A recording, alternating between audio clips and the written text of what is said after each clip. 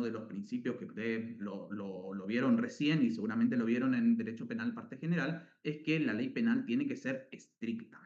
¿Qué significa? Ahí le pongo ahí el presente O'Higgins. Perfecto, muy bien. El que la ley penal sea estricta significa que lo prohibido tiene que estar perfectamente establecido en la norma penal. O por lo menos, tiene dicho nuestra Corte Suprema de Justicia de la Nación, por lo menos tiene el núcleo de lo prohibido, tiene que estar perfectamente determinado. Por ejemplo, en el homicidio culposo.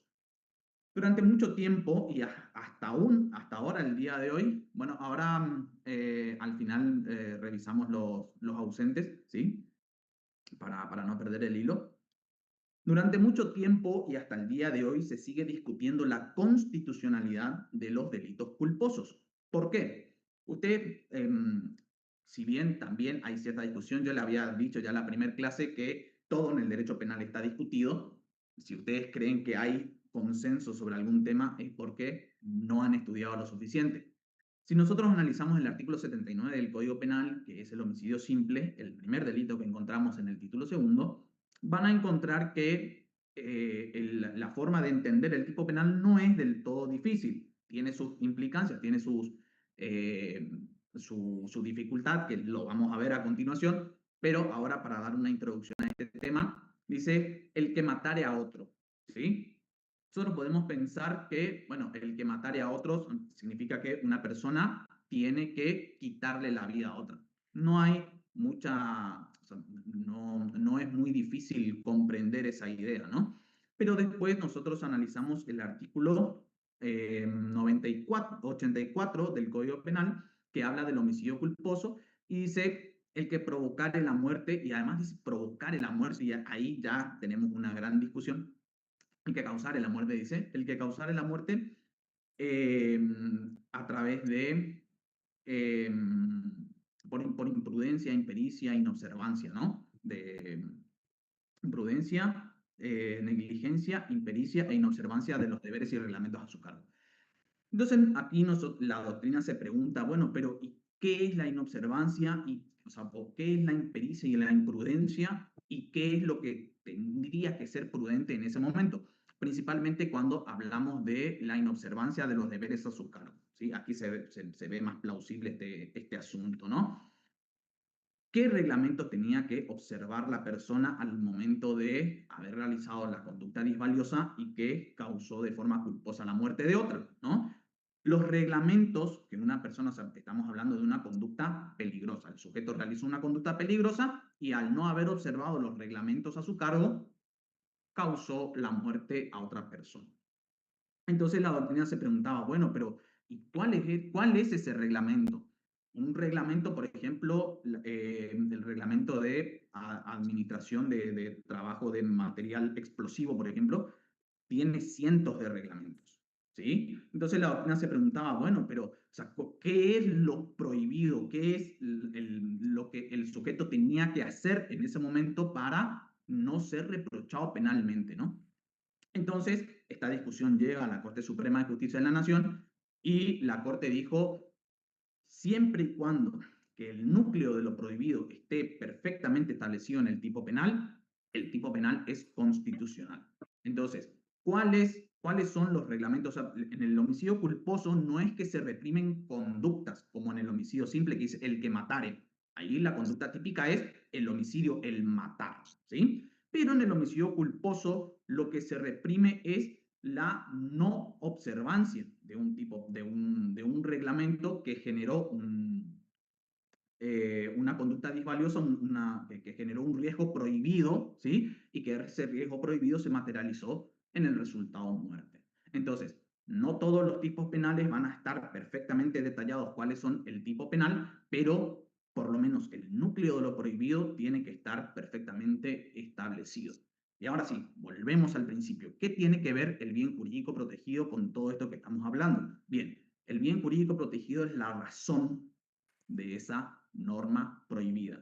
Tanto el artículo 79 del Código Penal como el 84, el bien jurídico protegido es la vida humana, ¿sí? Sin una vida humana en peligro o sin haberse afectado una vida humana, por más eh, riesgosa que pudo haber sido esa conducta de disvaliosa, esa conducta reprochable, ¿sí? Sin esa vida humana en riesgo, esa vida humana afectada, no puede haber delito, o por lo menos no delito consumado. Después, si tenemos tiempo, hablaremos de los delitos tentados. Lo que sí, ya les adelanto que no existe la tentativa en los delitos culposos, porque nadie puede proponerse cometer una conducta imprudente o una conducta imprudente, ¿sí? Adelantamos ahí la conclusión. Entonces, nosotros tenemos que saber entonces con exactitud cuál es el bien jurídico protegido para saber si esa conducta realmente puede ser reprochable o no como una conducta delictiva, ¿sí? Que se aplique el Código Penal y que se aplique una sanción grave. Fíjense este caso, la doctora hablaba, me voy a estar acá, me molesta un poquito. La doctora hoy les hablaba de la tenencia de arma de fuego. Fíjense este caso lo tuvo el doctor Pérez Dudiuk, que nos compartió en un momento así informal. El caso trataba de un médico paraguayo que venía a Corrientes para realizar una conferencia, dar una conferencia sobre algún asunto médico, ¿sí? Ahora no recuerdo con exactitud.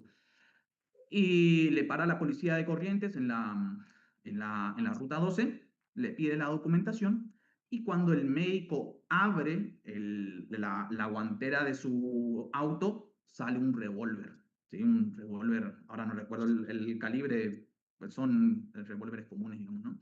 De gran potencia. Por supuesto, la policía se asustó y inmediatamente lo detuvo al sujeto. Se le imputa entonces a este médico paraguayo el delito de tenencia ilegal de arma de fuego.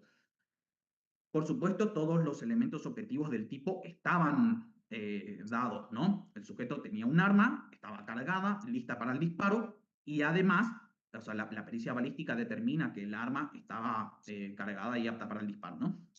Bien. Y además el sujeto tenía una relación de disponibilidad del arma, ¿sí? Que convertía o sea, no era una simple tenencia, sino era una aportación de arma, ¿sí? Porque el sujeto tenía la posibilidad directa de utilizar el arma de fuego. Entonces, el doctor Pérez Dudiuk se pregunta, bien, ¿cuál es el bien jurídico protegido en el delito de tenencia ilegal de arma de fuego? Bueno, el bien jurídico protegido, conforme está determinado en el título del Código Penal y conforme la doctrina de la jurisprudencia, es el orden público, ¿sí? Se dice, se ha dicho que el orden público es ese sentimiento de tranquilidad que merecen todos los ciudadanos de no verse involucrado en una situación conflictiva, en una situación peligrosa. Y la tenencia de un arma de fuego, la exportación de arma de fuego, definitivamente genera un peligro para esa tranquilidad y para ese orden, ¿sí? Que todos los ciudadanos merecen tener en una sociedad organizada, ¿no? Entonces, el doctor Dudiuk analiza el contexto en el que se produce el caso y determina que el sujeto estaba en el medio de la ruta, no había absolutamente nadie alrededor de él a kilómetros de distancia y el médico paraguayo ni siquiera recordaba que tenía un arma en la guantera y justamente de este relato que yo les hacía al principio de que el sujeto abre la guantera y cae el arma, también ayudó muchísimo a sostener esa tesis, ¿sí? Entonces el médico paraguayo es liberado por falta de bien jurídico tutelado. Entonces, es aquí donde ustedes se tienen que preguntar, entonces, ¿cuál es la importancia de entender, de comprender el bien jurídico protegido? Bueno, aquí es, ¿sí? Porque la existencia de la vulneración, o por lo menos la puesta en peligro de un bien jurídico protegido, nos va a diferenciar de una conducta típica de una conducta atípica, ¿sí? Bien. Ahora, ¿cómo descubrimos nosotros cuál es el bien jurídico protegido? Bueno, hay muchos métodos, ¿sí? Uno de los métodos, el método más rápido que podemos utilizar nosotros para saber cuál es el bien jurídico protegido en un delito determinado es analizando el título, ¿sí? Analizamos el título, delitos contra las personas, delitos contra la libertad, delito contra la integridad sexual, delito contra la propiedad, delito contra el orden público. Bueno, ahí tenemos una aproximación objetiva, al bien jurídico protegido. ¿Por qué aproximación? Porque no siempre la nomenclatura del título determina con precisión cuál es el bien jurídico tutelado. Sucede en los delitos contra la vida, que vamos a ver a continuación, o sea, delitos contra las personas, y sucede en los delitos contra la propiedad, ¿sí? Y en otros títulos, pero esos son los más plausibles, los más palpables. Bien, entonces ahí ya tenemos un dato objetivo, una aproximación objetiva de cuál es el bien jurídico protegido. Después tenemos el capítulo. El capítulo del título delito contra la vida, ¿sí? Ahí el capítulo del título primero del capítulo primero del título primero ya nos da una aproximación un poco más acertada de cuál es el bien jurídico protegido. Lo mismo sucede en los delitos contra el orden público, tenemos tenencia y portación ilegal de armas de fuego y materiales explosivos, ya nos da una aproximación un poco más acertada, más cercana a cuál es el bien jurídico tutelado. Y bueno, y el artículo nos va a decir entonces cuál es esa conducta que está prohibida y cuál es la consecuencia. Esa es solamente una forma rápida de acercarse al bien jurídico protegido. Después tenemos que estudiar, ¿sí? Tenemos que estudiar la doctrina, la jurisprudencia, o sea, la doctrina no es simplemente una opinión que se dijo al aire en una conferencia, ¿sí? La doctrina es una opinión científica que se dejó plasmado en una obra científica, ¿sí? En una obra, en un trabajo científico donde se siguió el método científico, valga la redundancia, y donde fue confrontado y debatido con otros profesionales del derecho. Y la jurisprudencia es lo que dijo un tribunal competente en la materia, ¿sí? Dejó sentado en una sentencia válida, ¿sí? Y jurisprudencia puede ser tanto lo que dijo la mayoría de la doctrina como lo que se dijo en disidencia, ¿sí? La disidencia de una sentencia también es jurisprudencia, ¿sí? Bien, entonces, esas son las formas de acercarnos nosotros al bien jurídico protegido y que nos va a dar, repito, el marco jurídico que nos va a decir, o sea, que le va a imprimir los límites a la tipicidad, lo que está dentro del marco, y a la atipicidad, lo que está fuera. Por eso es que es tan importante para nosotros que ustedes entiendan esto de bien jurídico protegido, cuáles son sus elementos, cuáles son las herramientas para aproximarse a este, a este, a este elemento, ¿no? Que es un elemento central en el estudio de un tipo penal. Bien, ¿hay alguna duda, alguna consulta sobre esto? No, profe. Bien, vamos a continuar. Doctor, ¿Sí?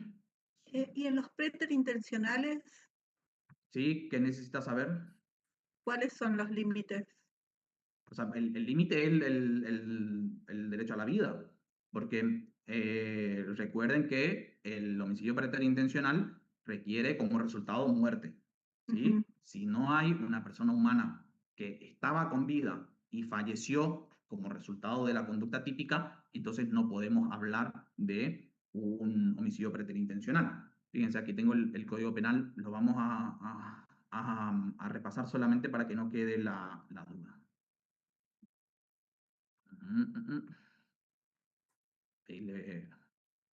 Tengo que hacerme anfitrión. Bueno, el artículo 81 del inciso B del Código Penal dice, se impondrá reclusión de 3 a 6 años o prisión de 1 a 3 años al que, con el propósito de causar un daño en el cuerpo o en la salud, produjere la muerte de alguna persona cuando el medio empleado no debía razonablemente ocasionar la muerte.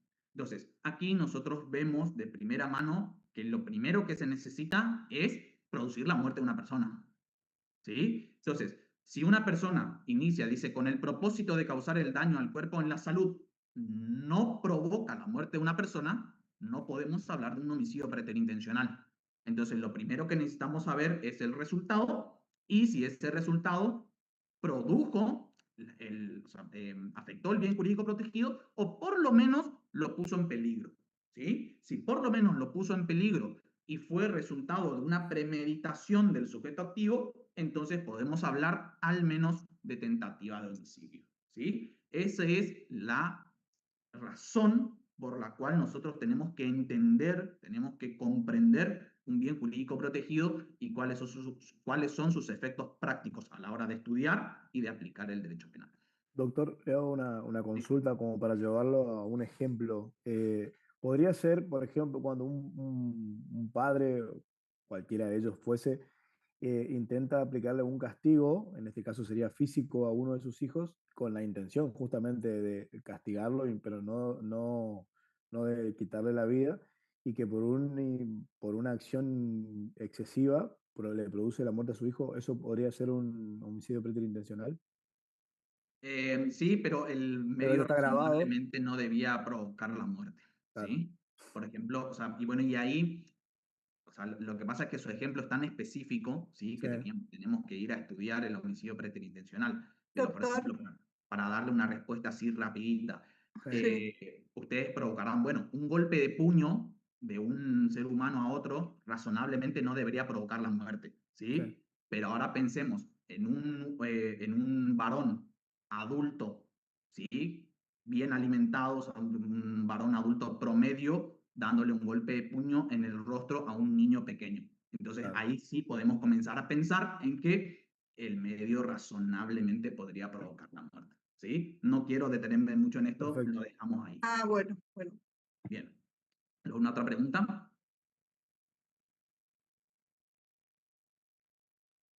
Bien. Pasamos entonces a los delitos contra la vida. Como yo les decía, nuestro Código Penal estableció en el título primero del libro primero del Código Penal delitos contra las personas. Y esta nomenclatura ha sido muy discutida por la dogmática, ¿sí? También por el doctor Bonpadre y por un gran sector de la doctrina penal, de que en realidad no refleja la realidad objetiva del bien jurídico, porque en realidad, si nosotros nos ponemos a leer todo el Código Penal, la mayoría, ¿sí? El 85-90% de los delitos es contra las personas. ¿Sí? Ya sea porque se afecta a su vida, porque se afecta a su libertad, porque se afecta a su propiedad, porque se afecta a su honor, ¿sí? Entonces, la nomenclatura del título primero en realidad es errónea. Lo que debió haberse dicho es delito contra la vida, que es corregido por el capítulo primero del Código Penal, el capítulo primero del título primero del libro segundo del Código Penal.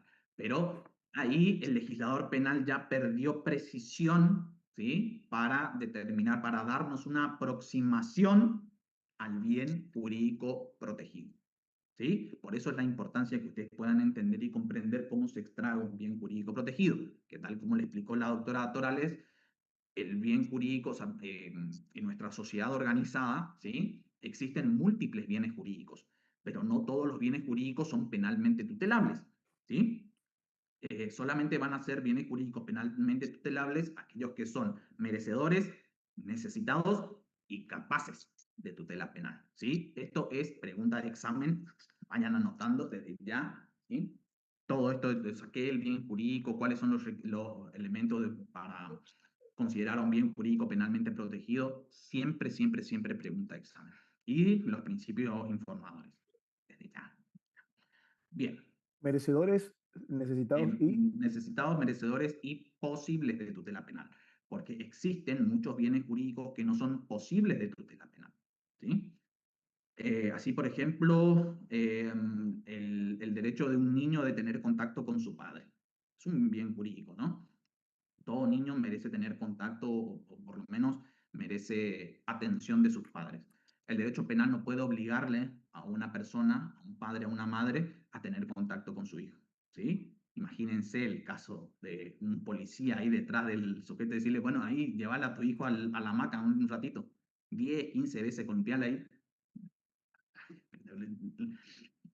No, ustedes no me van a creer la cantidad de veces que tengo que explicar esto, ¿sí? Porque la gente común cree que la policía puede ir a obligarle a un padre o una madre a tener un contacto con su hijo. O sea, increíble.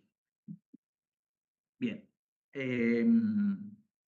Entonces, Entonces, por eso la importancia de determinar si un bien jurídico es posible de tutela penal. ¿Sí? O sea, o mejor dicho, si el derecho penal puede proteger un determinado bien jurídico. Bien.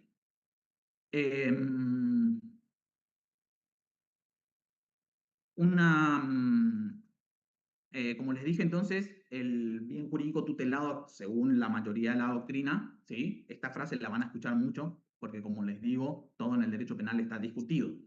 Lo que se logra es una aproximación mayoritaria de una aproximación mayoritaria a una inclinación mayoritaria a una determinada conclusión, ¿sí? Entonces, la mayoría de la doctrina entiende que la nomenclatura del título primero del libro segundo del Código Penal sería la más adecuada: delitos contra la vida y la salud. Delitos contra la vida y la salud, ¿sí? Porque no solamente hablamos de homicidios, sino también hablamos de lesiones, lesiones al cuerpo y a la salud, ¿sí? Bien. ¿Qué es entonces el derecho a la vida? ¿Cuál es el contenido del derecho a la vida? Bueno, aquí también tenemos dos grandes corrientes doctrinarias, ¿sí? Hay muchas corrientes doctrinarias, ¿sí? Cada uno tiene una interpretación distinta de cada cosa en el derecho penal. Y yo les voy a explicar por qué. Antes de avanzar, les voy a explicar por qué. Yo cuando era estudiante, yo también me preguntaba por qué hay tanta discusión en materia penal sobre un determinado tema que mi lógica parecía tan sencillo, como por ejemplo la nomenclatura del título del Código Penal decía, bueno, que déjense de joder, dice delito contra la persona y dice delito contra la persona, ¿qué tanta discusión? Bueno, en realidad, en rigor de verdad, estas discusiones doctrinarias aparecen en la práctica. Yo también, cuando estudiaba los delitos contra el delito de usurpación, ¿sí? A mí me parecía que el tipo penal era lo suficientemente claro, o por lo menos había indicios intuitivos, hasta que me tocó defender a una persona que estaba siendo acusada de usurpación. Entonces, obviamente, el deber de todo abogado defensor es lograr que su cliente salga lo mejor parado posible. ¿Y cuál es lo mejor que puede hacer un abogado defensor? Es que su cliente salga libre. Entonces comencé a indagar un poco más, comencé a jugar un poco con las palabras que componen el tipo penal y elaboré mi propia doctrina acerca de cómo debe entenderse el delito de usurpación, ¿sí? Principalmente la usurpación por despojo que se produce mediante la negativa de hacer abandono del inmueble, ¿no? Y ahí trabajé mucho con una doctrina que ya se venía trabajando mucho, que era la teoría de eh, ¿cómo es? El título es medio difícil, la palabra, ah, bueno, ahora no recuerdo con exactitud cómo es la palabra, una palabra muy, muy difícil ahora. Y bueno, y trabajé con ese tema, llegué hasta el Superior Tribunal de Justicia y no hubo chance. Bueno, entonces, así es, o sea, esa es la razón de por qué hay tanta discusión doctrinaria en el ámbito penal. Recuerden que en el ámbito penal se discute no solamente la propiedad de una persona, sino también la libertad, ¿sí? La libertad, uno de los bienes jurídicos más valiosos de nuestro sistema, ¿sí? De nuestra vida. Y por supuesto, el delincuente va a hacer todo lo posible para no perder su libertad, ¿sí? Y el abogado, siguiendo sus directivas, también hará todo lo posible por lograr ese objetivo y así empiezan a nacer, así nacen estas teorías alocadas que luego encontramos por ahí en algún trabajito, ¿no? Bien. Ahora, otra cuestión antes de avanzar. ¿Cómo se estudia el Código Penal? ¿Sí? Yo una vez en una clase de penal cometí el error de decirle al profe, o sea, cuando te estaba preguntando, decía, ¿cómo debemos estudiar esta interpretación a este artículo en particular? Creo que era sobre abuso sexual, si mal no me equivoco, ¿sí? O sea, cuando un abuso sexual era gravemente ultrajante en la condena. Decía el profesor, ¿cuándo nosotros podemos saber que un abuso sexual fue gravemente ultrajante? Y a mí se me ocurre la loca idea de decirle al profe, ¿y si le preguntamos a la víctima Imagínense todo el salón se me rió. Claro, si nosotros le preguntamos a la víctima lo que sintió al momento de cometer el delito, por ejemplo, en el delito de robo, en el delito de hurto, imaginemos un hurto a rapiña, ¿no? Una mujer va caminando por la calle y un motociclista pasa y le arranca la cartera. Si nosotros le preguntamos a la víctima cómo se sintió y qué le gustaría que le pase al delincuente, ella nos va a decir, ojalá lo maten. Ojalá lo maten. ¿Sí? Entonces, no podemos cometer el error como dogmáticos, como científicos del derecho, preguntarle a la víctima, porque la víctima siempre va a querer lo peor. ¿Sí? Entonces, el doctor Mumpadre nos enseña en su tratado, nos enseña que el Código Penal debe estudiarse siempre desde el punto de vista del delincuente. ¿Pero por qué? No porque seamos amantes de la delincuencia, sino porque el Código Penal fue redactado para los delincuentes.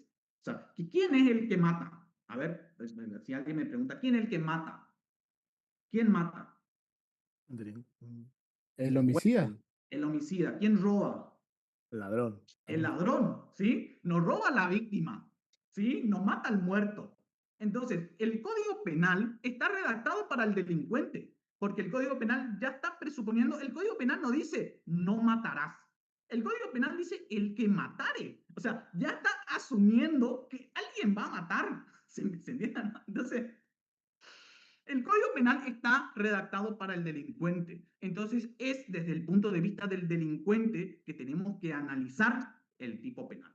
Es la Entonces, carta magna. viendo al ejemplo, si nosotros pensamos en el abuso sexual gravemente ultrajante, no le podemos preguntar a la víctima si a usted le pareció gravemente ultrajante. O sea, tal vez para una mujer, para una señorita bien educada, podríamos decir, ¿no? Disculpen la expresión, para una señorita de bien, podríamos decir que un roce en la nalga ya sería gravemente ultrajante para ella, ¿no? Entonces, no podemos pensar al derecho penal desde el punto de vista de la víctima, tenemos que pensarlo desde el punto de vista del autor. Entonces, ahí tenemos que empezar a elaborar teorías objetivas acerca de cuál ha sido la motivación y la finalidad que tuvo el autor para cometer ese crimen y si merece, o sea, si es proporcional la pena la pena del abuso sexual gravemente ultrajante con la culpabilidad que ha tenido el autor al momento del hecho. ¿Sí? Es así como se debe estudiar el Código Penal. ¿Sí? Pero antes de hacer todo eso, primero tienen que entender cuál es el bien jurídico protegido. Así, por ejemplo, y con esto cierro este tema. Pensamos en el abuso sexual, en los delitos contra la integridad sexual. Nosotros podemos decir, bueno, un sujeto le tocó las piernas a una señorita que tenía la falda corta. Uy, abuso sexual. No, no es abuso sexual porque el abuso sexual requiere otros elementos, ¿sí? Para el bien jurídico protegido de integridad sexual va mucho más allá que un simple acto de tocamiento, ¿sí? Tiene que haber un tocamiento en una parte pudenda, ¿sí? Y después se discute la finalidad, todavía está discutida la finalidad. Si el sujeto tenía que seguir una finalidad libidinosa, se tenía que saciar una sed sexual, ¿sí? O basta simplemente un mero acto de tocamiento a una parte pudenda, ¿no? Entonces, fíjense la implicancia que tiene entender y comprender el bien jurídico protegido al momento de estudiar un tipo penal que, reitero, debe hacerse desde el punto de vista del delincuente. ¿Sí? Desde un punto de vista objetivo, pero desde la perspectiva del delincuente. ¿Bien? ¿Alguna pregunta? No, profe. Muy bien. Ahora sí, después de tanto preámbulo, ingresamos al título primero del Código Penal, que es delito contra la vida. Delito contra las personas, delito contra la vida y la salud. ¿Qué es lo primero que tenemos que determinar cuando hablamos del bien jurídico vida? Dos cosas. Primero, el inicio del nacimiento de la persona humana, ¿sí? O sea, el inicio de la vida humana primero y luego el inicio del nacimiento. ¿Por qué? El inicio de la vida humana nos va a marcar el límite entre lo que es atípico y lo que es típico, ¿sí? Por ejemplo, asesinar a un maniquí, o sea, destruir un maniquí no es un delito porque no hay vida humana, ¿sí? Entonces, ¿qué es vida humana? O sea, lo primero que tenemos que preguntarnos es, ¿qué es vida humana y a partir de cuándo comienza la vida humana? Bien, existen distintas teorías acerca de qué es vida humana y el comienzo de la vida humana, ¿no? Primero, ¿qué es vida humana? En realidad ya no está definido por la ley, ¿sí? Antes el Código Civil de Belle-Sarfield definía lo que era vida humana. Eh, eh, Aquí lo tengo, dice, todos los entes, el artículo 51 del Código Vélez-Sarfield decía, todos los entes que presenten signos característicos de humanidad, sin distinción de cualidades o accidentes, son personas de existencia visible, y el artículo 52 decía, las personas de existencia visible son capaces de adquirir derechos y contraer obligaciones. Con estas dos definiciones, la doctrina podría trabajar con lo que era la vida humana, ¿no? Sin embargo, el nuevo Código Civil y Comercial entendió que no podemos dejar al arbitrio de un cuerpo legal decidir qué es vida humana, por lo que ha quedado reservado a partir del 2015 a las ciencias, ¿sí? A las ciencias humanísticas, a las ciencias biológicas, determinar cuándo hay vida humana. Así que actualmente definir lo que es vida humana o definir lo que es un ser humano no es tan sencillo, ¿sí? Bien, entonces, eso lo dejamos a la ciencia. Ahora, ¿a partir de qué momento comenzamos a entender a la vida humana? ¿A partir de qué momento algo comenzó a ser vida humana?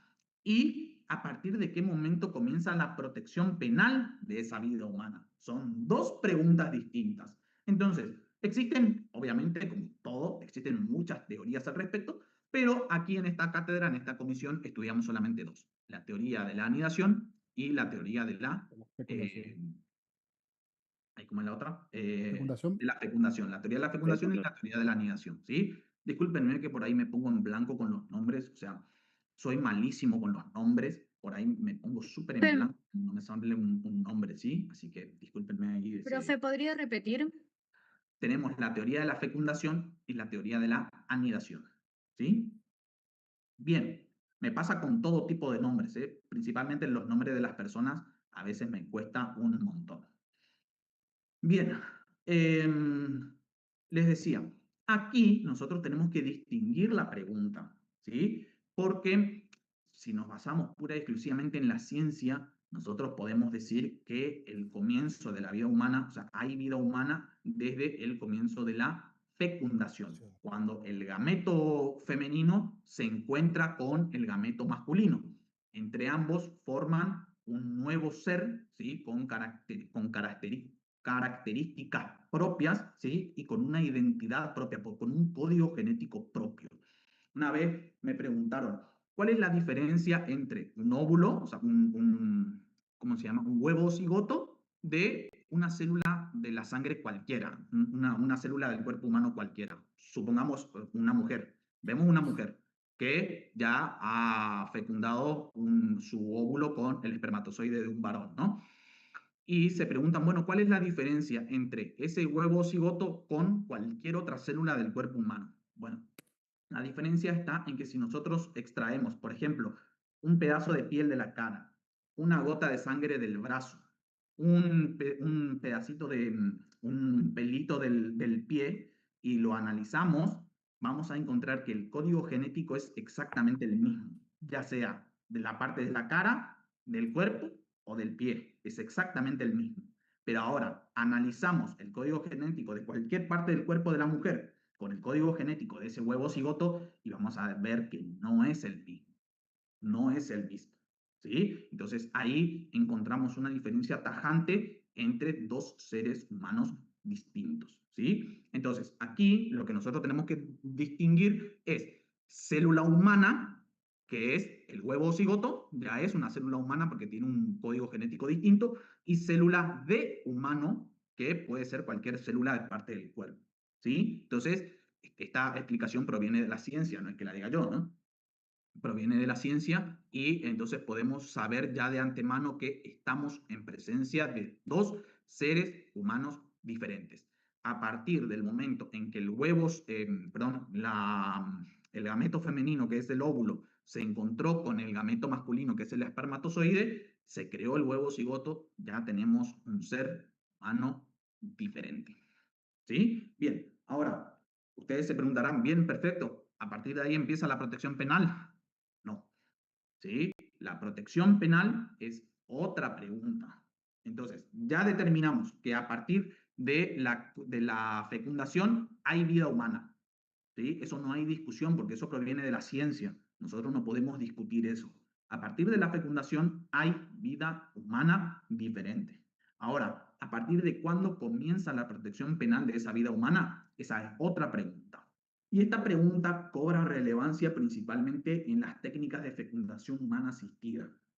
¿Sí? Cuando una pareja de personas, bueno, las normativas internacionales son muy dispares con respecto a esto. Hay algunos países que exigen que sean dos personas las que realicen una técnica de reproducción humana asistida. Hay otras que solamente requieren una. En otras legislaciones, por ejemplo, pueden ser dos personas del mismo sexo que pueden hacer el trámite de la fecundación humana asistida. No vamos a entrar en esa discusión. Esta discusión entre la fecundación y la anidación, entonces lo van a encontrar principalmente en este tipo de problemas que es la fecundación humana, las técnicas de fecundación humana asistida. ¿A partir de qué momento comienza la protección penal de ese huevo cigoto? Entonces, en un laboratorio, un científico puede colocar en un tubo de ensayo un gameto femenino, es decir, un óvulo, y un chorrito de espermatozoide, ¿no? De esperma. Logra la fecundación en ese tubo de ensayo, pero el científico determina que el huevo cigoto tiene alguna malformación, alguna deficiencia y decide destruirlo. ¿Se afectó una vida humana diferente? Sí. A partir de ese momento se destruyó una vida humana diferente. ¿Es delito? No. ¿Sí? Porque ese huevo cigoto aún no gozaba de la protección de la ley. ¿Sí? ¿De dónde surge esto, doctor? ¿Por qué dice esto? ¿Por qué es tan... ¿Por qué es tan discriminador, profe? No, bueno, no es que sea discriminador. De hecho, yo estoy en contra de esta solución, pero bueno, es la solución a la cual arribaron nuestros representantes, nuestros magníficos representantes. Principalmente, nosotros vamos a encontrar en el nuevo Código Civil y Comercial, en el artículo 19, que dice que la vida humana comienza a partir de la concepción. La lógica nos dice que concepción es el encuentro entre el gameto femenino y el espermatozoide masculino, ¿sí? Eso nos dice la lógica, ¿no? Sin embargo, nuestro Superior Tribunal de Justicia y la Corte Interamericana de Derechos Humanos, en un gran fallo, que ahora no me sale el nombre, creo que Artavia Murillo, ahora no me acuerdo bien, que es un gran fallo que lo van a estudiar después en otra materia, determinó que concepción es igual a anidación. O sea, es decir, la protección penal del ser humano comienza a partir de la anidación. ¿Sí? ¿Qué es la anidación? Es cuando ese huevo cigoto anidó, valga la redundancia, o sea, enraizó, podríamos decirlo, con la placenta femenina y comienza a recibir los nutrientes de la madre. ¿Sí? Entonces, volviendo a nuestro caso inicial, el científico que estaba creando un gameto, un huevo cigoto en un tubo de ensayo, si bien podemos decir científicamente que hay un ser humano independiente dentro de ese tubo de ensayo, no podemos decir que goza de protección legal hasta que ese huevo cigoto no sea introducido en una matriz femenina y que ese huevo cigoto no haya anidado en el seno materno. ¿Sí? Es así como ustedes deben entender, cómo deben responder estas preguntas. ¿A partir de qué momento comienza la vida humana? A partir de la fecundación. ¿A partir de qué momento comienza a gozar de protección penal, de protección legal? A partir de la anidación. ¿Sí? Bien. ¿Preguntas? Y la anidación, doctor, se produce aproximadamente a las 14 semanas, ¿verdad? Sí, a los 14 días. Ha dicho que la fecundación se produce a los 14 días después de producida la fecundación. Ahora, o sea, ¿por qué los legisladores han arribado a esta solución? A mí me acordé, Artavia Murillo, que increíble, un 10 para el profe. Bien, pues ¿cuál es la importancia de esta discusión? Ustedes dirán, bueno, pero, o sea, ¿por qué o sea, por qué tanta discusión acerca de esto? ¿Cuál es el sentido práctico? Son solamente 14 días de diferencia. Bueno, esos 14 días pueden marcar la diferencia entre una conducta impune y un aborto, ¿sí? Entonces, justamente nosotros analizando, traemos de vuelta a colación el tema del bien jurídico protegido, ¿sí? Ese bien jurídico protegido, y ahí fíjense la palabra, la idea de posibilitado de tutela penal. Es imposible, o sea, es prácticamente imposible proteger penalmente a ese huevo cigoto que no ha anidado. ¿Por qué? Porque nosotros no podemos saber a ciencia cierta en qué momento se produjo esa fecundación, en qué momento se encontraron el gameto masculino y femenino, y no podemos saber tampoco si ese huevo cigoto tenía posibilidades de sobrevivir, ¿sí? Entonces, podríamos decir de una manera coloquial, buscando lograr una mayor precisión en el comienzo de la aplicación de una ley penal, es que se decidió que la anidación era la teoría que más se ajustaba a los principios del derecho penal porque nos brindaba mayor seguridad jurídica acerca del inicio de la protección penal de esa persona humana por nacer, ¿sí? Esa es la respuesta a sus mayores interrogantes, ¿sí? Bueno, o sea, no sé ustedes, pero yo cuando cursaba me hacía todo este tipo de preguntas, o sea, decía, o sea, ¿para qué tanta discusión? Déjense hinchar la bola, yo quiero aprobar. ¿No? Después, cuando empiezan a estudiar, cuando empiezan a ejercer la profesión, se dan cuenta, ¿sí? Principalmente, no solamente, yo les había dicho ya en la primera clase, eh, el contenido que nosotros intentamos llevarle, acercarle a ustedes, no es porque nosotros esperamos que ustedes ejerzan la profesión penal, sino lo que queremos es que ustedes tengan las herramientas mínimas para poder tener al menos una discusión, ¿sí? O al menos un análisis reflexivo de estos temas penales que están en boca de todos, ¿sí? No estamos hablando, por ejemplo, de derecho de la navegación que se produce solamente en el agua, ¿sí? El derecho penal pero se produce todo el tiempo, en todo lugar, ¿sí? Señor Ormela, Sí, yo tengo una duda. ¿sí? Recién explicó que con el que empieza la protección penal empieza a partir de la anidación que se Sí, produce a partir de los 14 días de la fecundación. sí, aproximadamente, según Aproximadamente, estudios sí. científicos. Mi duda es cuando con el tema de la interrupción voluntaria que hasta la 14 semanas de gestación inclusiva.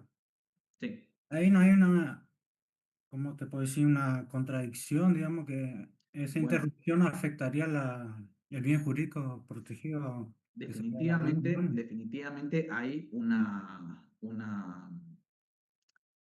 discusión ahí, ¿no? Un contrasentido. Y justamente por eso es que un gran sector de la doctrina jurídica habíamos rechazado el proyecto de interrupción voluntaria del embarazo, justamente porque un simple cambio en la letra del Código Penal no resolvía esta discusión que se viene produciendo desde hace décadas acerca del inicio de la vida humana y la protección. Nosotros, no sé si ustedes sabrán, lo habrán visto en derecho constitucional, que el derecho argentino se construye sobre un complejo andamiaje jurídico, ¿sí? Compuesto por normas horizontales, verticales y transversales, ¿sí? ¿Cuáles son esas normas transversales? Los derechos internacionales, el derecho internacional de los derechos humanos, ¿sí? Nuestra norma penal es incompatible con los derechos, con el derecho internacional de los derechos humanos en materia de interrupción voluntaria del embarazo, ¿sí? Un simple cambio en el Código Penal era insuficiente.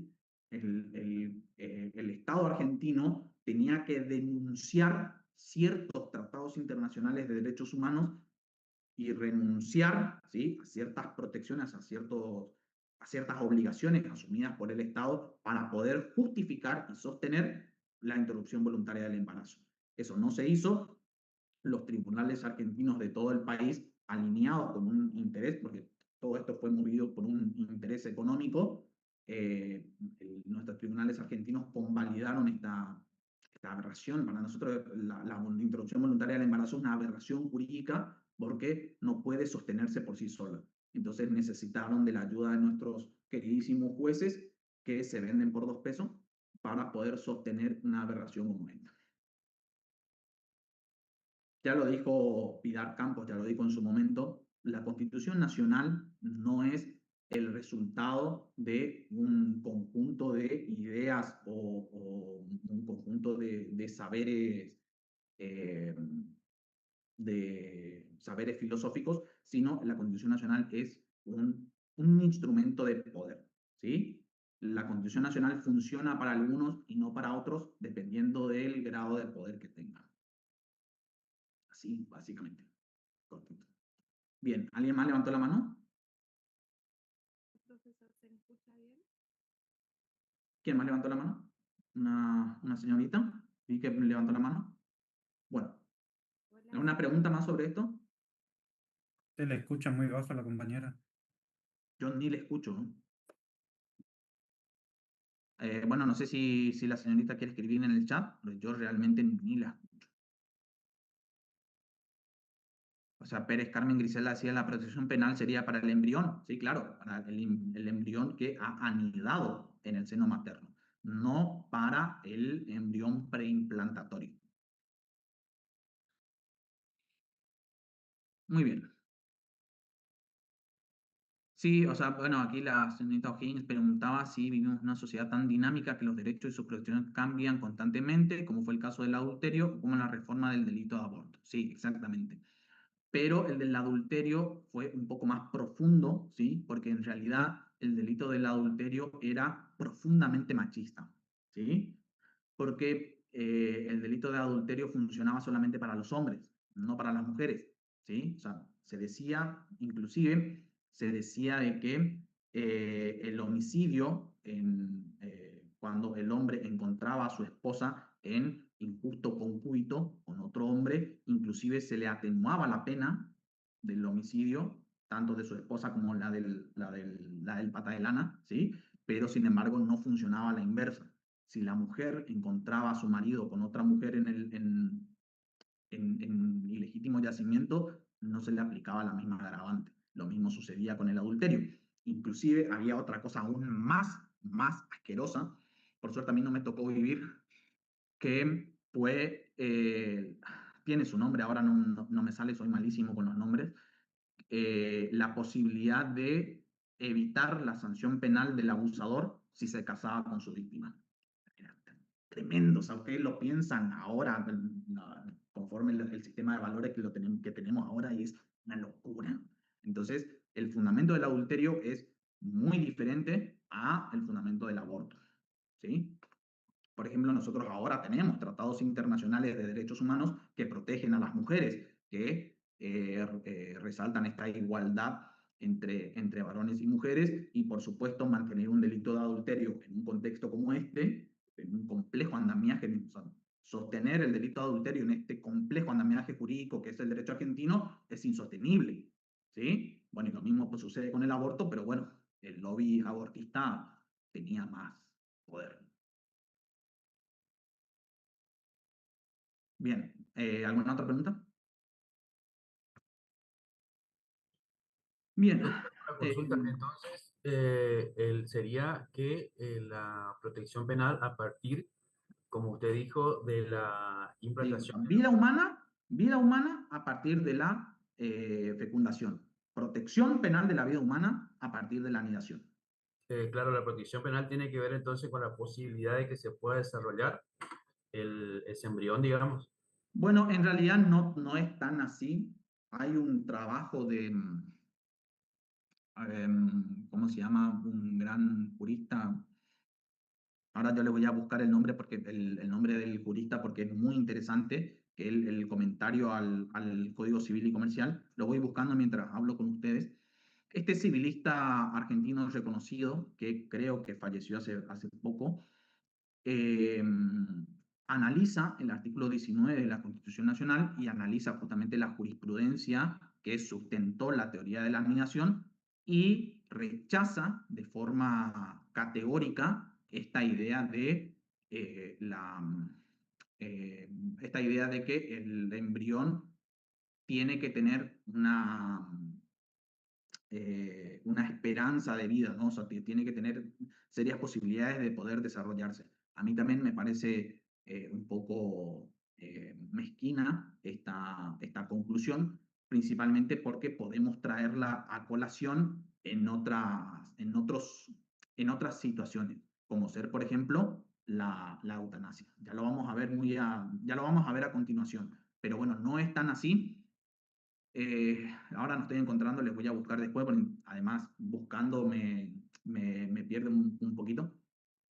Es cierto que existe esta teoría de la esperanza de vida, tiene su nombre, ahora no me sale. Existe esta teoría, lo analiza este autor en el comentario al Código Civil y Comercial, en el artículo 19, y lo rechaza categóricamente. Porque esa misma teoría puede emplearse en otras áreas como ser la eutanasia. Entonces, actualmente en la Argentina está prohibida la eutanasia, ¿sí? Pero si nosotros aplicamos este criterio de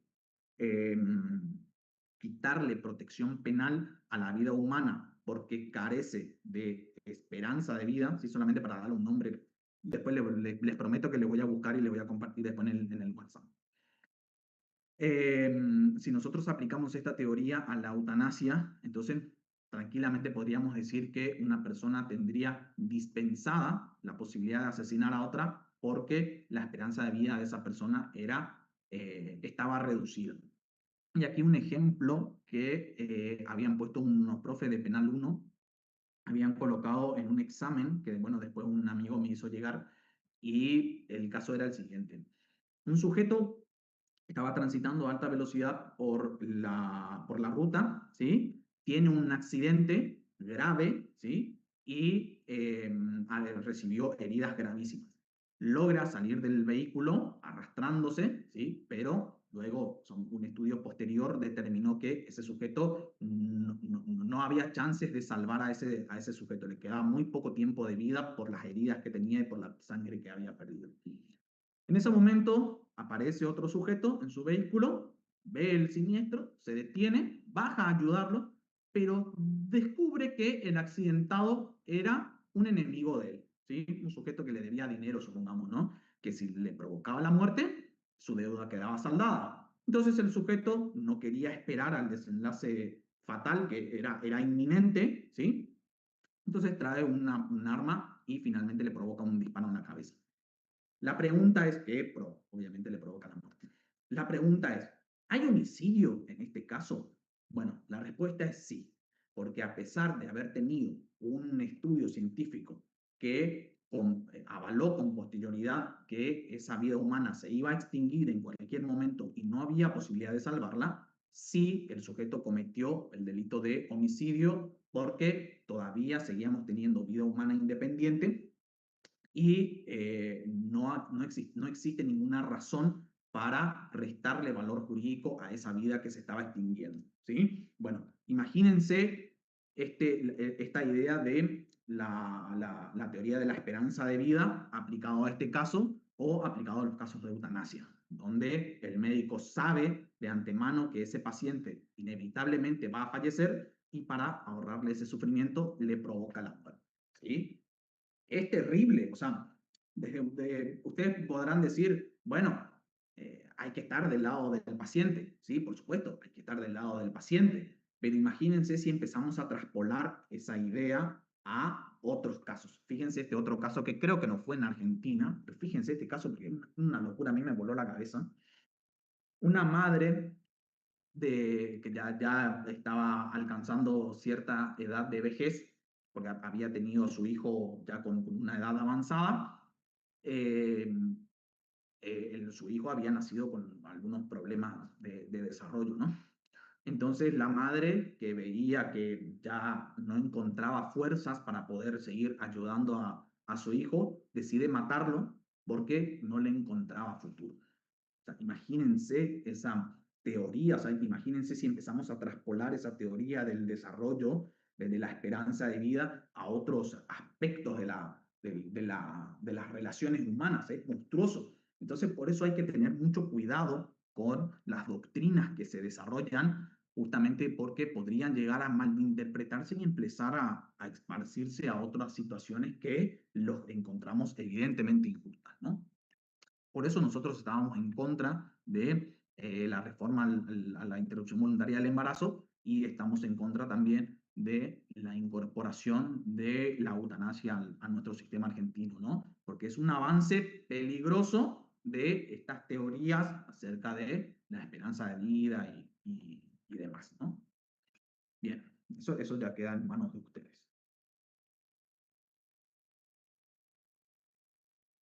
¿Una otra pregunta?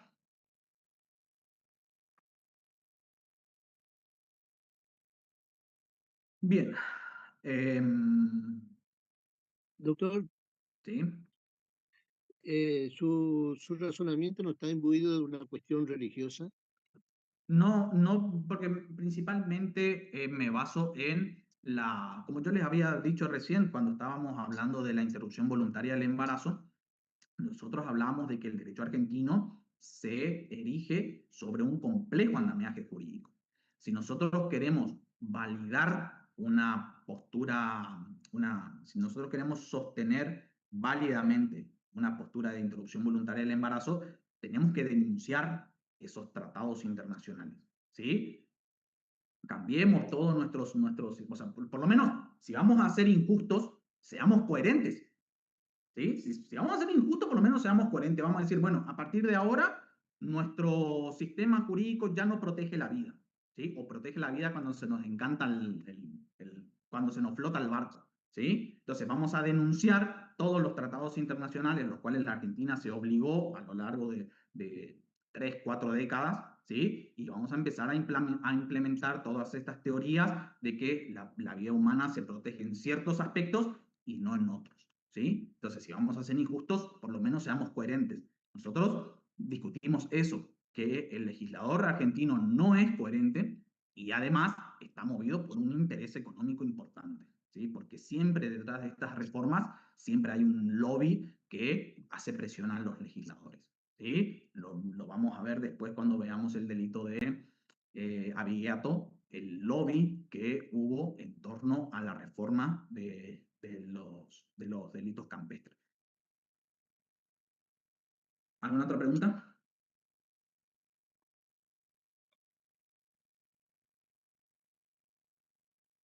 Bien. ¿Qué es entonces la vida humana? O sea, ¿qué es lo que se protege de la vida humana? Entonces aquí tenemos dos grandes corrientes. La corriente, a ver si me sale el nombre.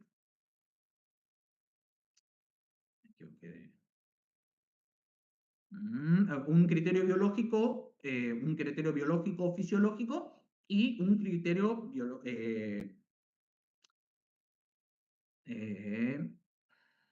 meramente naturalístico. Esperen que me pierdo el nombre por ahí. O un criterio valorativo, ¿sí? Un criterio meramente naturalístico, biológico, fisiológico, o un criterio valorativo, ¿sí? Entonces, la doctrina se comenzó a preguntar, bien, ¿qué es lo que realmente se protege en el título primero del libro segundo del Código Penal? Una idea de vida meramente naturalística, ¿sí? Es decir, que una vez, ese no es el caso, señor Gómez. ¿Qué es lo que se protege? Entonces, una vida meramente naturalística, es decir, que una vez determinado que existe vida humana, es suficiente para brindarle de protección penal y por ende cargar toda la responsabilidad de la ley a aquel que la destruya, o además existen, o sea, conforme a otra corriente, existe también algunos criterios valorativos que debemos tener en consideración al momento de proteger la vida humana, ¿no?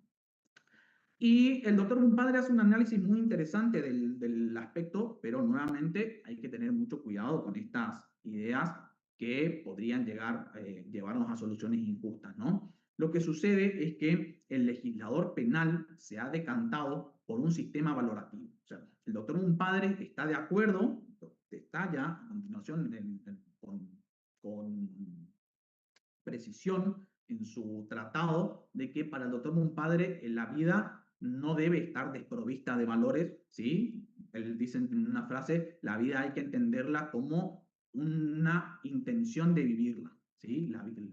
Para que una vida sea valiosa, el sujeto tiene que tener la intención de vivirla.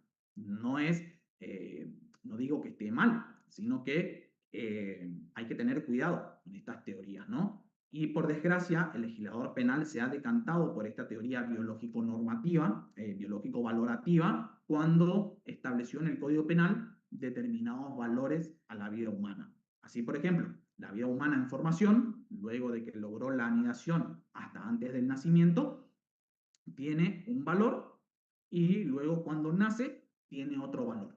Y si nosotros aprobamos, se aprueba en el futuro una ley de eutanasia, esa vida humana va a tener un cierto valor hasta que ya no sea funcional, ¿sí? Hasta que ya no aporte un valor a la sociedad o cuando el sujeto ya no tenga intenciones de vivirla, ¿no? Entonces, por eso es que hay que tener cuidado con estas teorías, ¿no? Bien, esa es la postura del doctor Monpadre. Para el doctor Monpadre, la vida no debe estar desprovista de elementos valorativos, entonces adopta una posición mixta y es la postura que adoptaron nuestros legisladores al momento de redactar el Código Penal y cuando se hizo la modificación de la interrupción voluntaria del embarazo. ¿Sí? Bien. ¿Cuál es entonces el nacimiento? ¿Sí? Que como yo les había dicho, a ver si alguien me repite. Ahí, no se cerró, ¿no? Ahí está. ¿Cuál es la diferencia, o sea, cuál es la importancia de determinar el momento del nacimiento de un ser humano? Desde el punto de vista del derecho penal, ¿cuál es la importancia? ¿Por qué es tan importante determinar cuándo un ser humano nació o cuándo sigue siendo un ser humano en formación? A ver, regalo positivo hoy. Y Viene bonito. doctor, primero Porque- que nada, Hola, señora por el Miguel. tema de adquisición de los derechos y adquisición de derechos, ejercicio de esos derechos y también extinción, digamos, de... ¿Sí? No. Bueno, Que configura Profe, un delito profe, u otro. A ver, señor profe, Solís. Solís. porque después, o sea, con el nacimiento sería homicidio si Bien, se comete un delito. Y si está dentro, si está en gestación es aborto. bien, perfecto. Muy bien, señor Solís, positivo. Así es, la importancia de marcar el nacimiento de un ser humano va a estar marcado justamente por la distinción entre delito de aborto y delito de homicidio, ¿sí? Bien, entonces, como todo en el derecho penal, existen teorías, ¿eh? Oh, esta van a escuchar mucho a lo largo de la clase, ¿eh? del curso. Existen teorías, ¿sí? Y en el tema del nacimiento existen muchas teorías acerca de cuál es el momento del nacimiento, o sea, cuál es el hecho que marca el nacimiento. Bien, la primera teoría desarrollada por el doctor Martín García decía que habrá nacimiento y por ende homicidio cuando se produzca la completa separación del nuevo ser del cuerpo de la madre, con independencia del que acontezca otros hechos, como por ejemplo el corte del cordón umbilical, ¿sí? Por otro lado, Soler, Fontán Balestra y Dona, entre otros, entendían que el nacimiento comienza con los trabajos de parto, es decir, contracciones o dolores, y culmina con la separación de la criatura del vientre de la madre, ¿sí? O sea, aquí establecieron una franja de distinción entre el comienzo del nacimiento y el fin del nacimiento. Si esta separación fuera de la derivación de una intervención quirúrgica, por ejemplo, de la cesárea, el comienzo del nacimiento estaría dado por el momento en el que el niño empieza a ser extraído. Estos son solamente teorías teorías literarias, ¿sí? Núñez, por ejemplo, definía la idea de que el nacimiento comienza con el proceso de expulsión de la criatura del seno materno, mientras que la finalización debe determinarse por los expertos en cada caso particular, ¿sí? Núñez dejaba su teoría a los expertos.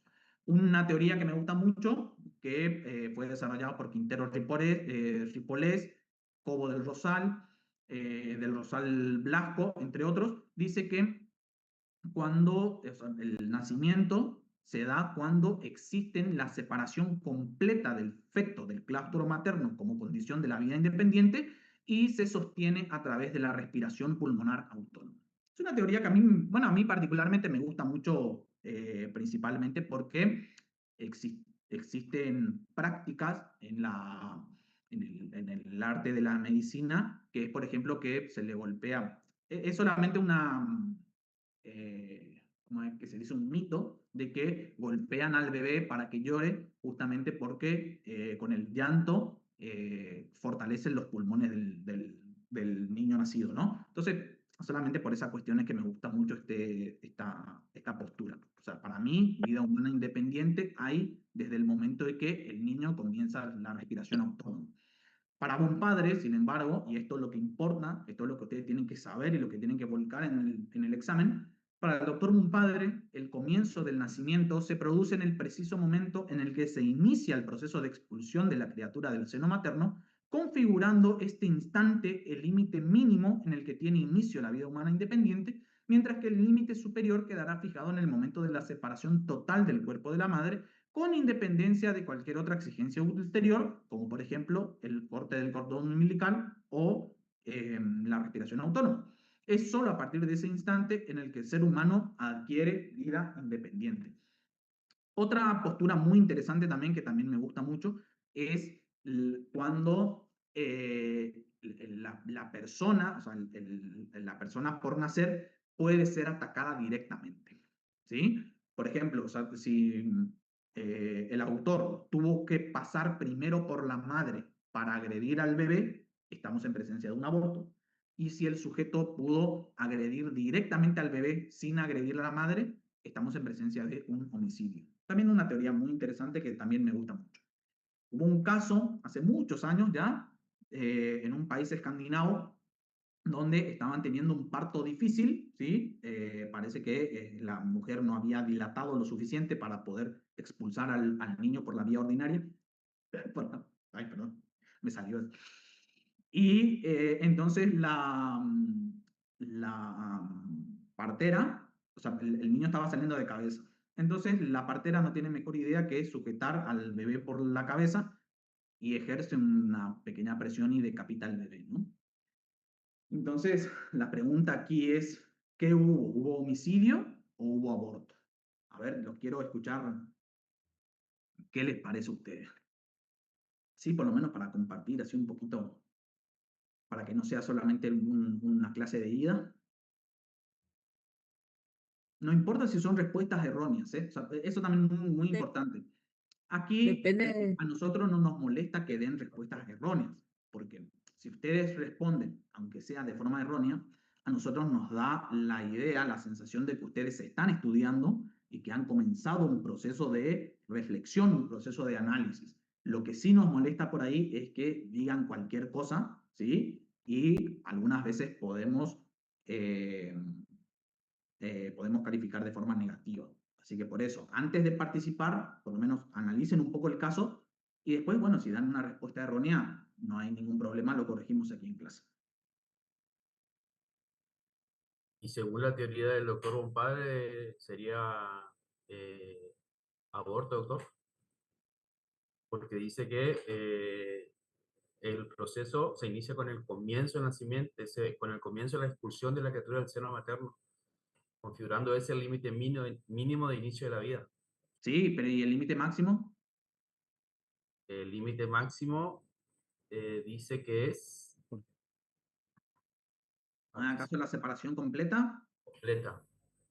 Entonces ahí seguimos ahí en la misma discusión, ¿sí? Si ingresa o no dentro de la teoría de, o sea, si el sujeto ya era una vida humana independiente o todavía no. Pero está bien, o sea, es un buen análisis el del señor Almirón, podría llegar a estar dentro de la postura del doctor Mumpadre. ¿Alguna otra?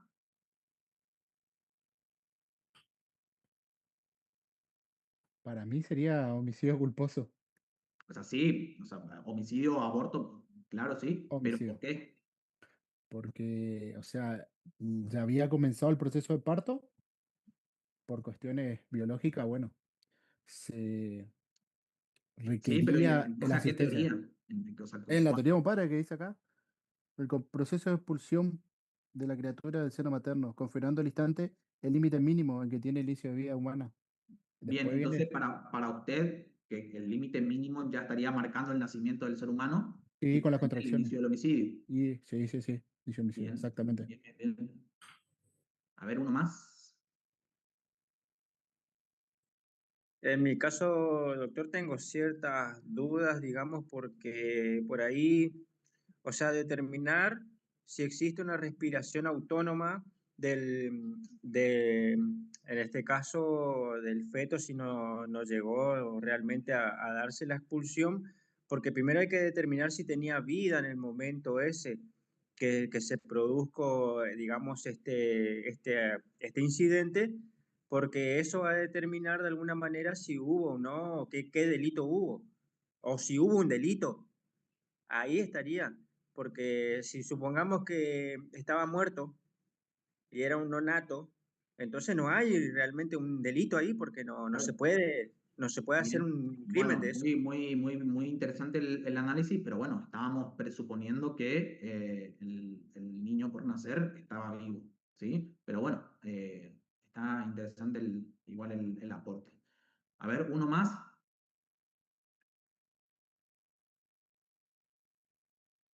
Doctor, estaríamos hablando ya del delito de homicidio siguiendo la teoría del doctor Bonpadre, partiendo desde el preciso momento en que se inicia el proceso de expulsión, que sería el límite mínimo, da inicio a la vida humana. Bien, bien, perfecto. Muy bien, perfecto. Sí, me parece adecuado, ¿sí? Desde el punto de vista del doctor Compadre, me parece adecuada la solución a la que han arribado. Por ahí, bueno, a mí, o sea, por ejemplo, fíjense, si seguimos esta última teoría que yo les dije sobre la agresión directa o indirecta, como la partera agredió directamente al bebé sin pasar por la madre, ya estaríamos en presencia de un homicidio. Pero si atendemos a la otra teoría de que se exigen ciertos signos vitales, como por ejemplo la respiración autónoma, todavía seguiríamos dentro de los límites del aborto, ¿sí? Por eso es muy importante manejar estas teorías y por supuesto, o sea, estas teorías aquí en esta clase son meramente literarias, ¿sí? Pero es importante conocerlas porque tal vez si algún día ustedes tienen un caso similar, van a saber, van a recordar, el profe dijo una vez en clase que existen distintas teorías acerca del nacimiento, así que podría buscar ahí una teoría y trabajarlo, ¿sí? Así muchos casos yo he llevado de cosas que recordaba de mis clases y luego los buscaba en los libros, ¿no? En las obras científicas. Es por esa razón de que nosotros tratamos de acercarles a estas teorías, aunque parezcan un poco alocadas, por ahí a alguno le podría servir el día de mañana.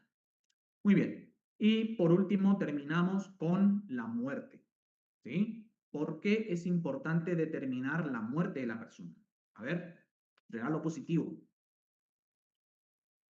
Lleve 2. ¿Cómo es la pregunta, profe? No escuché. ¿Por qué es importante determinar la muerte de la persona en el ámbito penal? Porque marca el fin de la protección de la vida humana. Bien, bien. ¿Quién dijo eso? Godoy Nelson, doctor. Muy bien, Godoy. La muerte de la persona marca el final de la protección penal. Ahora, ¿existen distintos tipos de muerte, señor Nelson? Profe, ¿Qué sería la muerte para usted, señor Nelson? Ya ahí le termino con el positivo. y la muerte sería em,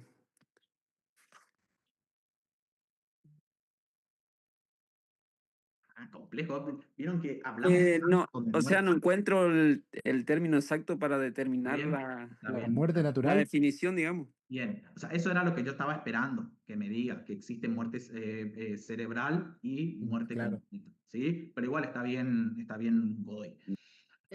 Profe, es la extinción definitiva de la vida, Celina. Sí, lo que sucede es que la muerte no es un proceso instantáneo, ¿sí? La muerte, o sea, no es un hecho instantáneo, sino es un proceso. A mí me gusta pensar, por ejemplo, en una persona que murió ahogada.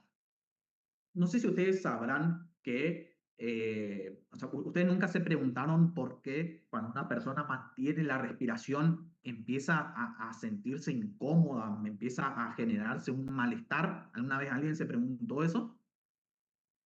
¿Por qué una persona empieza a sentir desesperación cuando le falta el aire? Inténtenlo ahora. Cierren su nariz y en menos de 60 segundos ya van a sentir algún grado de incomodidad en el cuerpo. Porque no se oxigena bien todos los tejidos, Sí, o sea, no llega oxígeno bueno, o sea, bueno, al cerebro sobre todo. interesante, pero es mucho más profundo. Lo que sucede es que el dióxido de carbono es un ácido, ¿sí? Y la sangre transporta tanto oxígeno como dióxido de carbono a todo el cuerpo, ¿sí? O sea, la sangre va al pulmón en busca de oxígeno, se lo lleva a los órganos internos y los órganos internos le devuelven dióxido de carbono y lo llevan de nuevo hasta el pulmón para poder expulsarlos del cuerpo. Si el cuerpo humano empieza a llenarse de dióxido de carbono, es decir, si la sangre no evacúa ese dióxido de carbono, ese ácido empieza a quemar, ¿sí? Empieza a generar este malestar tanto en el cuerpo como en los distintos órganos. Entonces, cuando una persona empieza a asfixiarse, lo primero que sucede es que su cuerpo empieza a generar esta incomodidad, esta desesperación, alcanzando a un punto de dolor tal que lo primero que hace el cuerpo humano, o sea, ¿qué es lo primero que hace el cuerpo humano cuando siente un dolor intenso? ¿Qué es lo primero que hace? Por ejemplo, cuando recibe un golpe muy fuerte en la cabeza. Se desmaya, ¿sí? ¿Por qué? Porque es una respuesta del cerebro para protegerse a sí mismo, ¿sí? Recuerden que el cerebro es el núcleo central del sistema nervioso.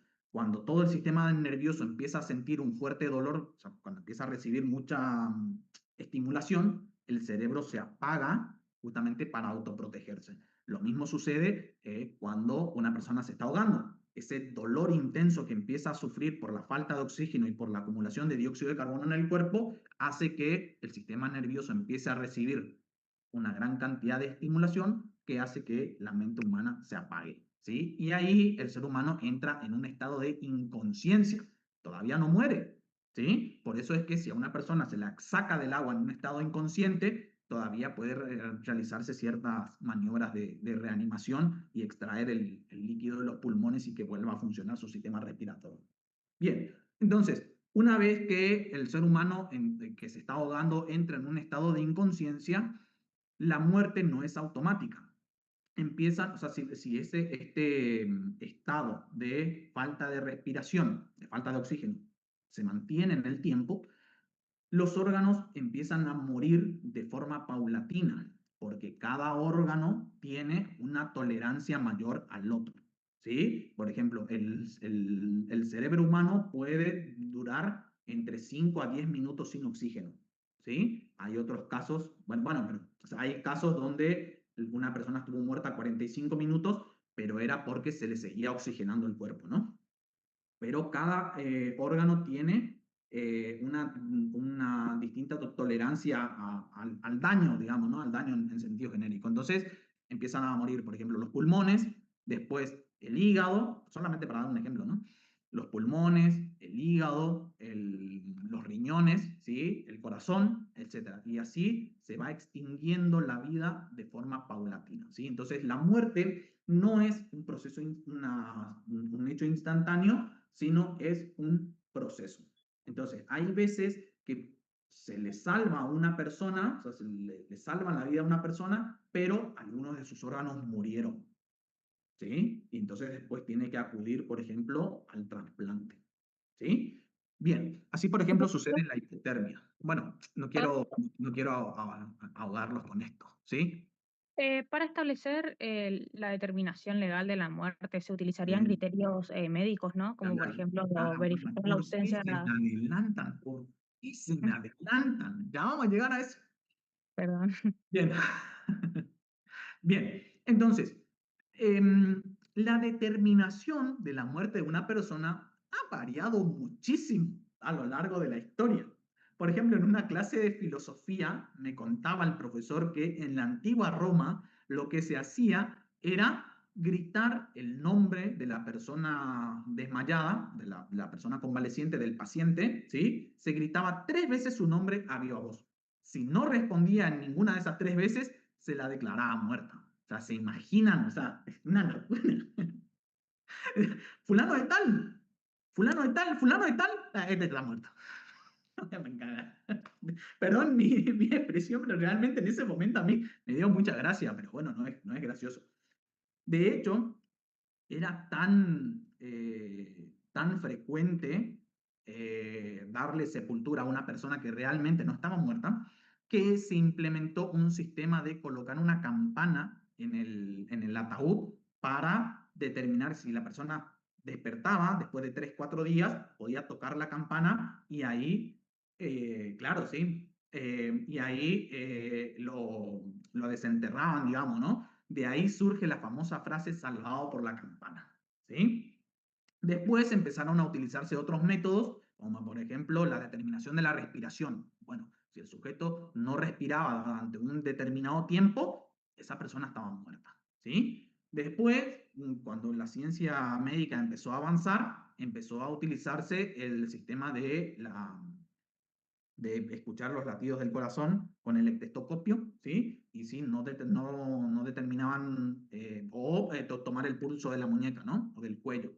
Si no detectaban pulso, entonces, y después de realizar ciertas prácticas de reanimación, no se encontraba pulso, bueno, se la declaraba muerta. Pero después aparece, o sea, no es que aparece, sino que empiezan a descubrir la enfermedad de ahí tenía el nombre recién y se me fue, que los latidos del corazón se disminuyen a tal nivel que es muy difícil detectar que el sujeto realmente sigue vivo, y muchas de estas personas que padecían esta enfermedad fueron enterrados vivos, y luego cuando fueron desenterrados se encontraron que todo el ataúd estaba todo arañado, inclusive hasta el rostro y el cuerpo de la persona estaba arañada, porque imagínense, ustedes se van a dormir una noche y al día siguiente se despiertan en un ataúd, o sea, no puedo, es la catalepsia. Bien, gracias. Imagínense lo que es, yo no puedo ni imaginarme lo que ha de ser eso. Bueno, entonces, debido a estas situaciones, ¿sí? Es que empezaron a desarrollarse distintos tipos de determinación de la muerte. Durante mucho tiempo estuvo vigente en la Argentina una ley del trasplante de órganos que era bastante sencilla de comprender, pero por supuesto no era fácil de aplicar. Por ejemplo, la ley 24.193 del año 1993 estableció en su artículo 23 que debía registrarse de forma completa, o sea, primero que la 24.190, no, uno más anterior, un segundito, era uno anterior, la 21, sí, o sea, la ley 21.541, la primera ley de trasplante de órganos, ya había establecido la diferencia entre muerte cerebral y muerte natural, ¿sí? Cuando todos los procesos fisiológicos del cuerpo se habían detenido, ¿no? Entonces, ¿por qué era importante? Bueno, primero, esta cuestión que es lo que nos interesa más a nosotros, ¿no? ¿Por qué es importante determinar la diferencia entre muerte cerebral y muerte natural? Porque, no sé si ustedes sabían que, como les dije recién, los órganos mueren, ¿sí? Y mueren de forma paulatina. Si nosotros queremos, o sea, si una persona decide donar sus órganos, ya sea a la ciencia o a otro ser humano, ese órgano tiene que estar vivo. Y para que ese órgano esté vivo, el ser humano tiene que estar vivo, o por lo menos tiene que tener ciertos indicios de vida al momento de poder donar sus órganos. Entonces, se estableció esta diferencia de la muerte cerebral y la muerte natural justamente para darle fin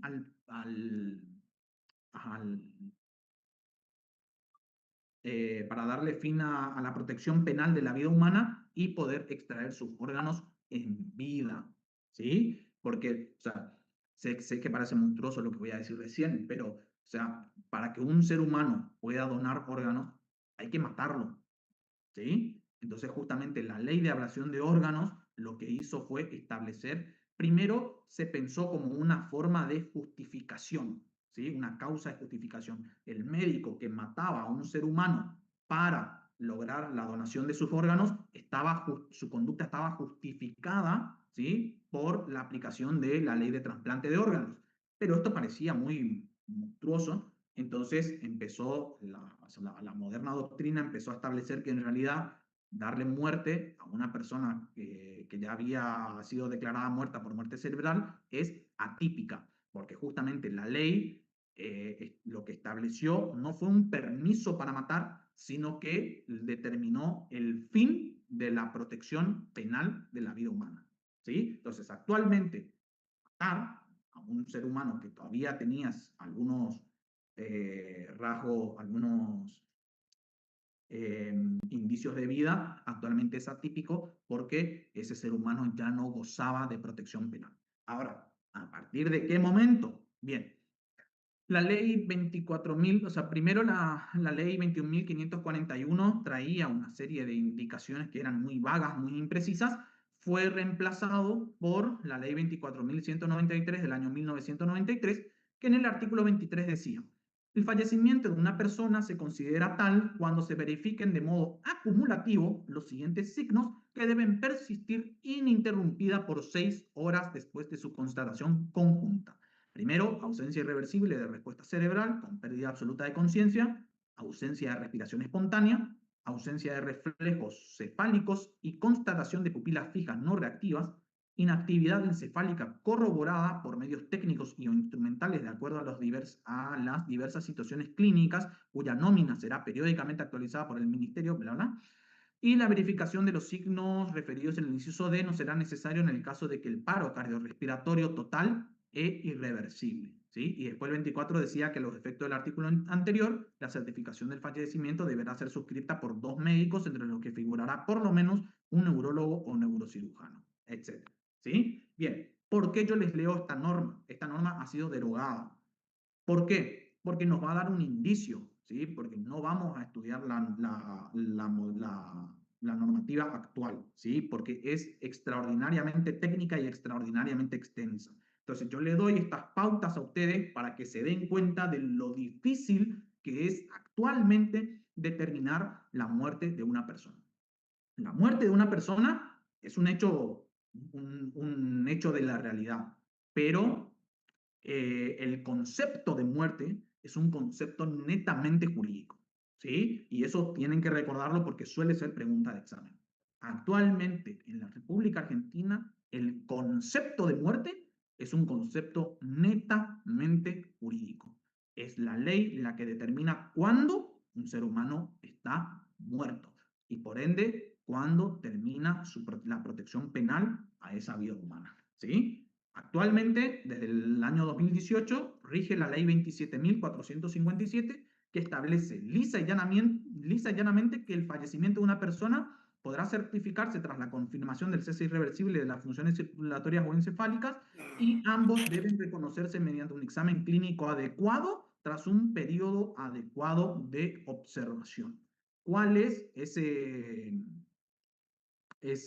examen clínico adecuado? Es el Protocolo Nacional para la Determinación del Cese Irreversible de Funciones Encefálicas, aprobada por la Resolución 716 del 2019 por la Secretaría de Gobierno de Salud, dependiente del Ministerio de Salud y Desarrollo Social de la Nación. Es un trabajo, es aquí lo tengo, es un protocolo, ya le digo cuántas páginas tiene. Un protocolo de 17 páginas para determinar cuándo se produjo la muerte de una persona. ¿Puede repetir nuevamente el número de la ley? Oh, la ley que rige actualmente es... Me falta un mouse acá, odio el pad de la netbook. La ley 27.477 del año 2018. Es la ley que rige actualmente, es la ley de trasplante de órganos y materiales genéticos, la ley de trasplante de órganos, tejidos y células, así se llama la ley, y el protocolo es el número 716 del 2019. Bien, ¿alguna pregunta hasta aquí? La verdad que se nos hizo la hora. Quería avanzar un poquito más con homicidio simple. Estuvo linda la clase. Sí, sí, doctor, una pregunta. O sea, ¿se sigue considerando el electroencefalograma plano? O sea, ni idea, o sea, eso debe estar en el reglamento. O sea, la verdad que ni idea. Yo El protocolo. Ah, no me tomé el tiempo de leer las 17 páginas del reglamento. gracias. Lo que sí establece, y ojo acá, ojo al dato, una modificación importante que trajo la nueva ley, la 27477, es que considera a todos los habitantes de la República Argentina donadores de órganos, salvo de decisión expresa. ¿Dónde tienen que dar esa decisión expresa? En el INCUCAI, que es el Instituto de Trasplante, o en el ANSES, donde se hace el Documento Nacional de Identidad, deben establecer ahí precisamente que ustedes no son donadores de órganos. Si no hicieron eso, son considerados donadores de órganos. Yo personalmente no estoy en contra de la donación de órganos, ¿sí? Lo que sucede es que hay un negocio nefasto detrás de la donación de órganos, ¿sí? Y muchas veces, debido a esta presión por conseguir donantes, los médicos no llegan a certificar con exactitud que una persona ha fallecido y la terminan matando para poder extraer sus órganos, ¿sí? Son realidades que se viven en nuestra sociedad que te dejan, a mí por lo menos me dejan en vilo mi moral, digamos, ¿no? Entre la moral de ayudar a los demás y la moral de no servir de carne de cañón para estos negocios nefastos, ¿no? Yo todavía estoy en duda. No sé qué pensar. No sé qué pensar. Realmente no sé qué pensar. Una Bueno, consulta, doctor. Entonces, ese protocolo se tiene que seguir en caso de que se dude de que la persona haya fallecido, digamos. No, sí, o sea, para certificar la muerte cerebral. Porque no se sigue, por ejemplo, ese protocolo en un hospital donde determina que una persona tuvo una muerte por paro cardiorrespiratorio y ya está, digamos. Sí, bueno, pero bueno, depende del caso en particular. O sea, la norma es tan ambigua que no se sabe con exactitud en qué momento hay que seguir la reglamentación. Profe, Sí. para el parcial, entonces, ¿qué concepto de muerte utilizamos, por ejemplo? Bueno, es que actualmente el concepto de muerte es muy relativo, digamos. O sea, para certificar la muerte de una persona hay que seguir el protocolo médico, ¿sí? Pero lo que ustedes tienen que saber es que la muerte no es un hecho aislado, sino es un proceso, ¿sí? La muerte es un proceso donde se van apagando ciertas funciones del cuerpo humano, ¿sí? Y que debe estar certificada con un cuerpo médico en base a un protocolo, ¿sí? Básicamente, así más o menos sería a mano alzada un concepto de muerte en el derecho argentino. Gracias. Bien, ¿quiénes eran los ausentes? A ver, yo les menciono los ausentes. Ábalos, Sofía, ausente. Gómez, Morilla, ausente. Iturri Pérez, ausente. ¿Quién? Gómez Morilla, estaba Bien. presente. Gómez Morilla, presente. Bien. Iturri Pérez, ausente. Lenarduzzi, ausente. Montiel, ausente. Pérez María, ausente. Sosa Macarena, ausente. Muy bien, esos son todos los ausentes que tuvimos hoy. Espero que las clases le haya sido de utilidad. A mí la verdad me satisface mucho compartir con ustedes lo poco que sé y me gustaría que en lo próximo tengamos una conversación, una ida y vuelta, digamos. Repasen todo esto. La clase que viene empezamos con homicidio, ¿sí? Arrancamos con homicidio simple y si podemos ya avanzamos a los homicidios dolosos agravados, ¿sí? ya les dije que el material bibliográfico que nosotros utilizamos son, en primer lugar, el tratado y las obras específicas, ¿sí? El manual lo utilizamos para repaso y para actualización de algunos temas importantes, como por ejemplo el delito de aborto y la interrupción voluntaria del embarazo, ¿sí? Doctor, disculpe, Pérez María presente. Pérez María Vega.